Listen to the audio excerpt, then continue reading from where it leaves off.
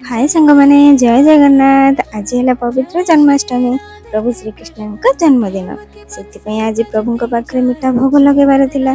तो आज मीठा कौन बनइबे भाबू भाबू फ्रिज खोली देखिली, फ्रिज रे क्षीर थिला।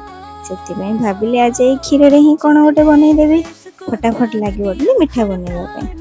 से गोटे कड़े बसे से नहीं गले हाफ लिटर क्षीर। क्षीर फुटी आसले देदेली अलैच गुंड, तापर देदेली 1 कप मिल्क पाउडर। तापर घाटी घाटी मिल्क पाउडर क्षीर को भल भाव में मिसईदेली। तापर आप मीठा अनुसार चीनी देदेवे। तापर किसी समय घाटी गोटे चमच घी देदेवे। तापर से मिश्रण को पुणी घाटी घाटी देवे जो पर्यंत आपनकर हाथ बता न हो जाइए। ओहो, फाइनाली मुझे चाहूली सेमती पूरा रेडी हो जाइए। परे दुई हाथ में घी लगे चकटक नहीं एपटे सेपटे कर बाड़े बाड़े आपण इच्छा अनुसार सेप दे रेडी करदेवा प्रभु श्रीकृष्ण मलाई पेड़ा।